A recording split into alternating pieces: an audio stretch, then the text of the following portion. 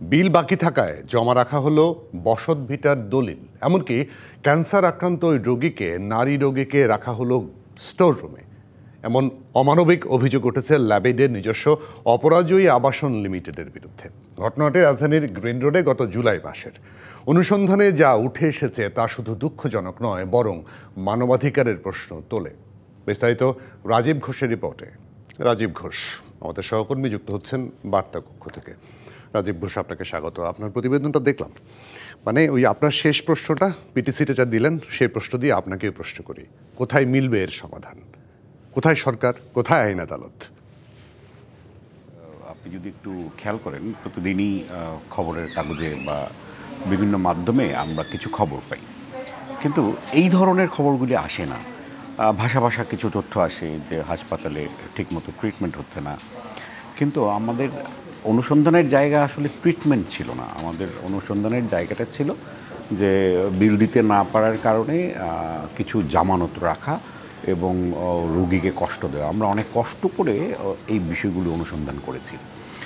আমরা মূলত জানতে পেরেছি যে এই যে একজন সোমা কর্মকার, উনি বললেন যে 12 ঘন্টা ওনাকে স্টোর রুমে নামিয়ে রাখা হয়েছে। এটা একেবারেই সত্যি, এবং একদিন কিন্তু না, এটা হচ্ছে দফায় দফায় বিভিন্ন সময়ে ছেলেদেরকে ফোন করে বলা যে আজকে যদি টাকা না দেন, এবং টাকার অঙ্ক আপনি যদি দেখেন খোলা চোখে খুব বড় মনে হবে যে 2.5 লাখ টাকা, 2,34,000 টাকা এখন পর্যন্ত তাদের বাকি ছিল।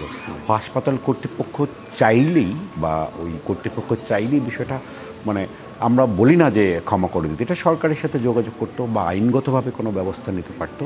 আমাদের কনসার্নের জায়গা ছিল সেটা, কিন্তু সেটা না করে তারা যা করেছে সেটা তো ওদের লাইসেন্সেরই পরিপন্থী। আমাদের সরকার তরফ থেকে যেরকম নিয়ম মেনে বা যেই নিয়মগুলি বেঁধে দেওয়া হয় যে মানবিক, প্রত্যেকটা লাইনে মানবিক শব্দটা আছে, যে চিকিৎসা সেবাতে মানবিক হতে হবে এবং পুরো প্রক্রিয়াটাতে এই মানবিক দৃষ্টিভঙ্গি দিয়ে দেখতে হবে।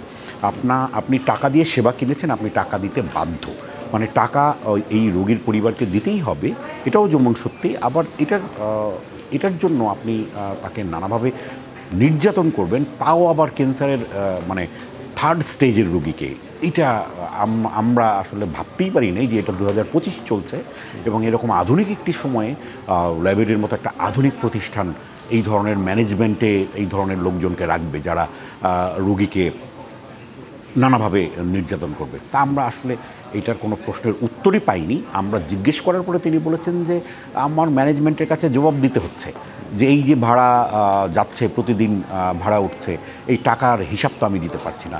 এটা নাকি এই যে ভদ্রলোক দায়িত্বে আছেন হসপিটালিটির, তার বেতন থেকে কাটা যাবে, এই রকম কথাও আমরা শুনেছি। সেই জায়গাটায় মানে তাদেরকে এখন আইন আদালতের আশ্রয় নিলে একটা রেমেডি পেতে পারে, তাই তো?